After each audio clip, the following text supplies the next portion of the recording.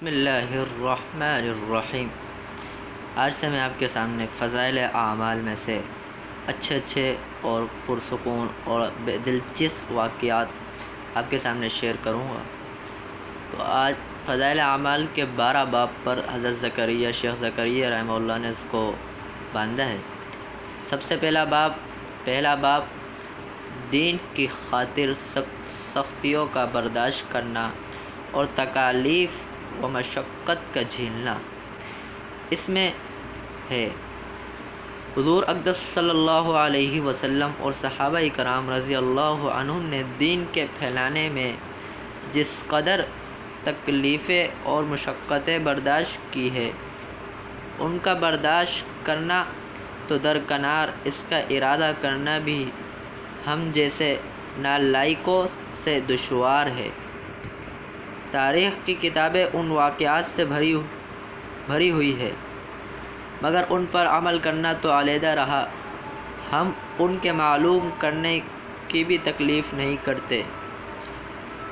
اس باب میں چند قصوں کو نمونے کے طور پر ذکر کرنا ہے۔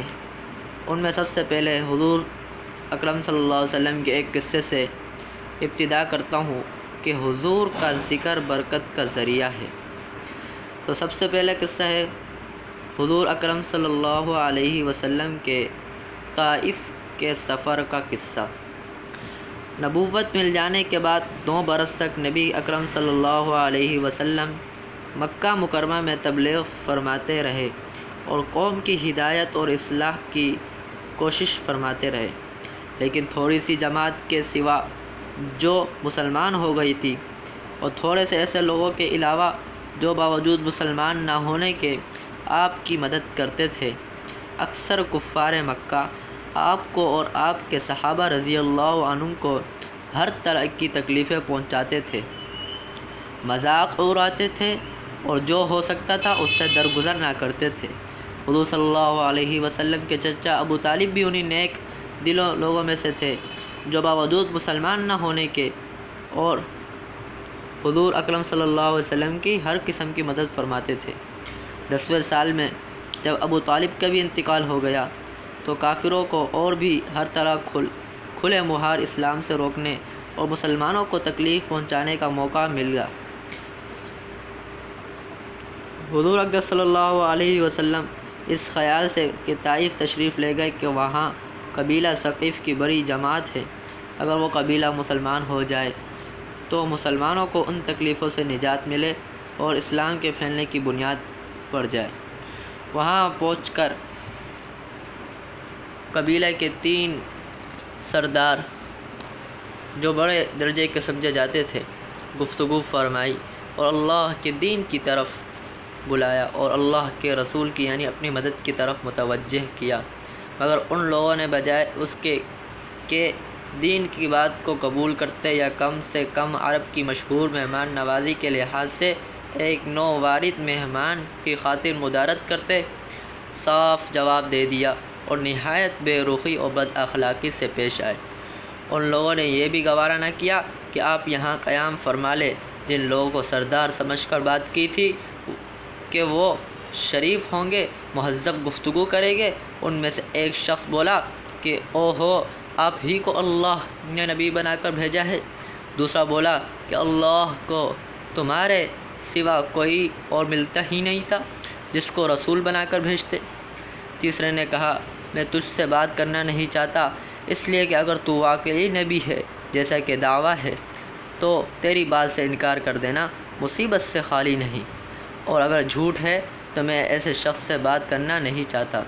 اس کے بعد ان لوگوں سے نا امید ہو کر حضور اکرم صلی اللہ علیہ وسلم نے اور لوگوں سے بات کرنے کا ارادہ فرمایا کہ آپ تو ہمت اور استقلال کے پہاڑ تھے، مگر کسی نے بھی قبول نہ کیا، بلکہ بجائے قبول کرنے کے حضور صلی اللہ علیہ وسلم سے کہا کہ ہمارے شہر سے فوراً نکل جاؤ اور جہاں تمہاری چاہت کی جگہ ہو وہاں چلے جاؤ۔ حضور اکرم صلی اللہ علیہ وسلم جب ان سے بالکل مایوس ہو کر واپس ہونے لگے تو ان لوگوں نے شہر کے لڑکوں کو پیچھے لگا دیا کہ آپ کا مذاق اڑائے، تالیاں پیٹے، پتھر مارے، حتیٰ کہ آپ کے دونوں جوتے خون کے جاری ہونے سے رنگین ہو گئے۔ حضور اقدس صلی اللہ علیہ وآلہ وسلم اسی حالت میں واپسی ہوئے۔ جب راستے میں ایک جگہ ان شریروں سے اطمینان ہوا تو حضور صلی اللہ علیہ وسلم نے یہ دعا مانگی، جس کا ترجمہ یہ ہے: اے اللہ، تجھی سے شکایت کرتا ہوں میں اپنی کمزوری اور بے کسی کی اور لوگوں میں ذلت اور رسوائی کی۔ اے ارحم الراحمین، تو ہی ضعفاء کا رب ہے، تو ہی میرا پروردگار ہے۔ تو مجھے کس کے حوالے کرتا ہے؟ کسی اجنبی بیگانے کے جو مجھے دیکھ کر ترشرو ہوتا ہے اور منہ چڑھاتا ہے، یا کسی دشمن کے جس کو تو نے مجھ پر قابو دے دیا؟ اے اللہ، اگر تو مجھ سے ناراض ہے نہیں تو مجھے کسی کی پرواہ نہیں، تیری حفاظت مجھے کافی ہے۔ میں تیرے چہرے کی اس نور کے طفیل جس سے تمام اندھیریاں روشن ہو گئی اور جس سے دنیا اور آخرت کے سارے کام درست ہو جاتے ہیں، اور اس بات سے پناہ مانگتا ہوں کہ مجھ پر تیرا غصہ ہو یا تو مجھ سے ناراض ہو۔ تیری ناراضگی کا اس وقت تک دور کرنا ضروری ہے جب تک تو راضی نہ ہو۔ تیرے سوا کوئی طاقت ہے نہ قوت۔ مالک الملک کی شان قہاری کو اس پر جوش آنا ہی تھا کہ حضرت جبرائیل علیہ السلام نے آ کر سلام کیا اور عرض کیا: اللہ تعالیٰ نے آپ کی قوم کی وہ گفتگو جو آپ سے ہوئی سنی اور ان کے جوابات سنے۔ ایک فرشتہ کو جس کے متعلق پہاڑوں کی خدمت ہے آپ کے پاس بھیجا ہے کہ آپ جو چاہے اس کو حکم دے۔ اس کے بعد اس فرشتے نے سلام کیا اور عرض کیا: جو ارشاد ہو میں اس کی تعمیل کروں گا۔ اگر ارشاد ہو تو دونوں جانب کے پہاڑوں کو ملا دوں جس سے یہ سب درمیان میں کچل جائے، اور جو آپ سزا تجویز فرمائیں۔ حضور صلی اللہ علیہ وسلم کی رحیم و کریم ذات نے جواب دیا کہ میں اللہ سے اس کی امید رکھتا ہوں کہ اگر یہ مسلمان نہیں ہوئے تو ان کی اولاد میں سے ایسے لوگ پیدا ہوں جو اللہ کی پرستش کریں گے اور اس کی عبادت کرے۔ فائدے میں شیخ الحدیث علامہ زکریا رحمہ اللہ نے لکھا ہے کہ یہ ہے اخلاق اس کریم ذات کے جس کے ہم لوگ نام لیوا ہے کہ ہم ذرا سی تکلیف سے، کسی کی معمولی سی گالی دے دینے سے ایسے بھڑک جاتے ہیں کہ پھر عمر بھر اس کا بدلہ نہیں اترتا۔ ظلم پر ظلم اس پر کرتے رہتے ہیں اور دعویٰ کرتے ہیں وہ اپنے محمدی ہونے کا، نبی کے پیرو بننے کا۔